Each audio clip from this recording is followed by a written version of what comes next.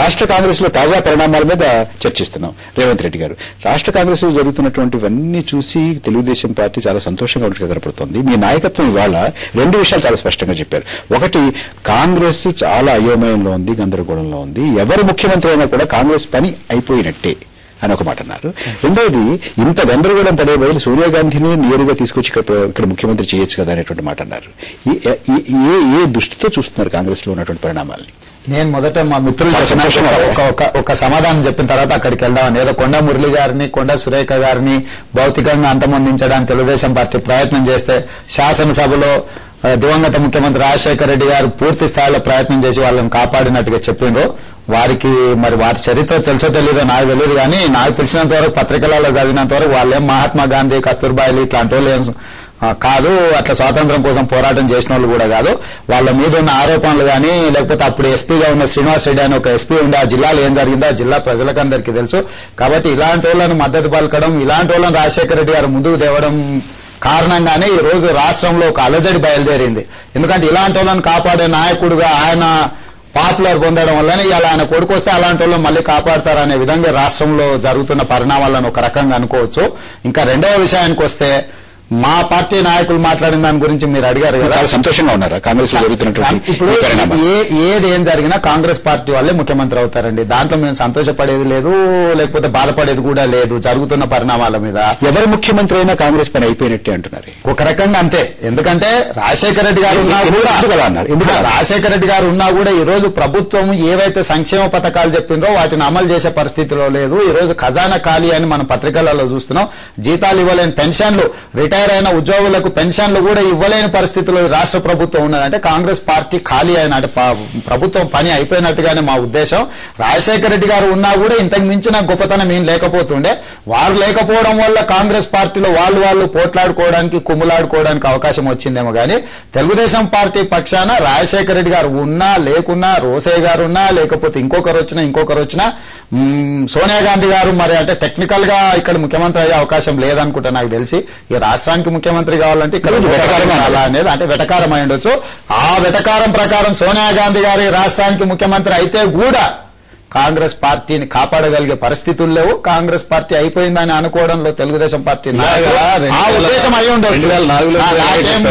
2009లో ఇలాగే చెప్పారు. అంటే ఇప్పుడు ఒకటే, ఇప్పుడు వీళ్ళు రాజశేఖర రెడ్డి గారు ఏదో చేశారు, జగన్మోహన్ రెడ్డి వస్తే ఏదో చేస్తారు, ఇలా చేస్తారు. 84, 85 ఆ టైంలో మీరు కూడా రాష్ట్ర రాజకీయాలను చూసారు.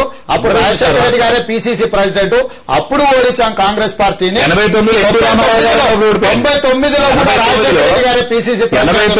ఎన్టీ రామారావు గారు కాంగ్రెస్ పార్టీ ఉన్నప్పుడు కూడా తెలుగుదేశం పార్టీ రాష్ట్రంలో జరిగితే 4 ఎన్నికలలో తెలుగుదేశం 89 కూడా గెలిచారు. 3 ఎన్నికలలో కాంగ్రెస్ పార్టీ 89లో ఏ లెక్కన తీసుకున్నా కూడా కాంగ్రెస్ పార్టీని ఎక్కువ సార్లు ఓడించిన చరిత్ర తెలుగుదేశం పార్టీకి ఉంది.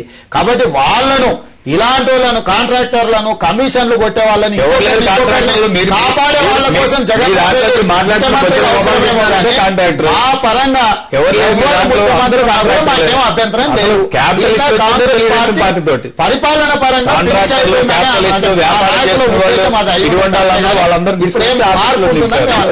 రుద్రరాజు గారు, మీరు తగాదాలు పడ్డం, మీలో మీరు ఒకళ్ళ మీద ఒకటి ఆరోపణలు చేసుకోవడం, నిందలు చేసుకోవడం, సంఘర్షణ, ఘర్షణ, ఆందోళన, బస్సులు తగలబెట్టడం, ఫ్లెక్సీలు చింపేయడం, ఇవన్నీ చూస్తుంటే అవతల పార్టీ వాళ్ళకి మీరు లోకు కావడం లేదా? ఓవరాల్ గా ఇప్పుడు ఉన్నటువంటి పొజిషన్ లేదు, అదే మీకు పట్టదా?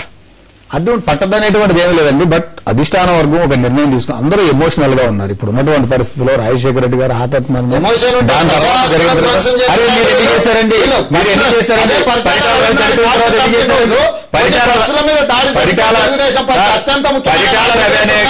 చనిపోతే చంద్రబాబు నాయుడు గారు సస్పెండ్ చేస్తారంట. ఈవేళ పరిటాల గారు చనిపోయిన తర్వాత వీడియో కాన్ఫరెన్స్ పెట్టి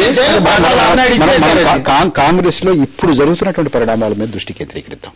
అవునండి, ఇప్పుడు చంద్రబాబు నాయుడు గారు ఆ వేళ వాళ్ళ సభ్యత్వ నమోదు కార్యక్రమాన్ని ఏర్పాటు చేసుకుని పరిటాల రవి గారి మరణం తర్వాత జరిగినటువంటి పరిస్థితుల్లో వీడియో కాన్ఫరెన్స్ లో పెట్టి అటాక్ చేయండి, బస్సులు కాల్పించండి ఆయన చెప్పుకున్నాడు. ఒక చిన్న విరామం తీసుకున్న విరామం తర్వాత జగన్మోహన్ రెడ్డి గారు ప్రకటించినట్టుగా మొత్తం వ్యాపార లావాదేవీలన్నీ సన్నిహితులకి బంధువులకి అప్పచెప్పి పూర్తి సమయం రాజకీయాల్లో ఉంటారనేటువంటి మాట.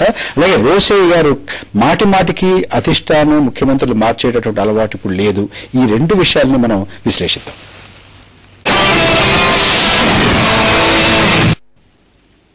రాష్ట్రంలో కాంగ్రెస్ పార్టీలో తాజా పరిణామాల మీద చర్చిస్తున్నాం. నెల్లూరు జిల్లా కాంగ్రెస్ నాయకులు శాసనసభ్యులు శ్రీ ఆనం వివేకానంద రెడ్డి మనతో ఫోన్ లైన్ లో మాట్లాడతారు. వివేకానంద రెడ్డి గారు నమస్కారం. వివేకానంద రెడ్డి గారు, ఒప్పించి మెప్పించి అధిష్టానాన్ని జగన్ ముఖ్యమంత్రి చేసుకుంటా అనేటువంటి మాట మీరు మాట్లాడారు. అవును సార్. ఎన్నాళ్ళు పట్టొచ్చు? ఎంత కాలమైనా పట్టొచ్చండి.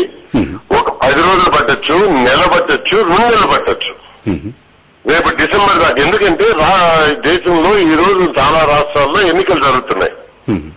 మనం ఒకసారి కానీ ఆలోచిస్తే కనీసం మాకు కూడా ఇక్కడ ఏంటంటే ఒక పంచాయతీ ఎలక్షన్ జరుగుతుంటే మేము వేరే సమస్య గురించి ఆలోచించలేము. అటువంటిది 2 పెద్ద ఇంపార్టెంట్ స్టేట్స్ లో జరుగుతున్నటువంటి ఎన్నికల్లో సమయంలో మా అధిష్టాన వర్గం మా తల్లి లాంటి సోనియా గాంధీని మేము ఇబ్బంది పెట్టేటటువంటి పరిస్థితి మేము కల్పించాం. కానీ అధిష్టాన వర్గం అనేటటువంటి ఒక ముసుగేసుకొని కొంతమంది చేసేది నీచమైన దౌర్భాగ్యపు పెద్ద కుట్రను మాత్రం అతి భయంకరమైనటువంటి కుట్ర ఈ రోజు రాజశేఖర్ రెడ్డి గారి మరణం మీద జరుగుతుంది. ఆ మరణాంతరం జరిగినటువంటి కుట్రను మాత్రం మేము యాక్సెప్ట్ చేయలేకుండా ఉన్నాం సార్. వివేకానంద రెడ్డి గారు, ఎవరు చేస్తున్నారు ఈ కుట్ర? అధిష్టాన వర్గం అని చెప్తూ ఎవరు వాళ్ళు?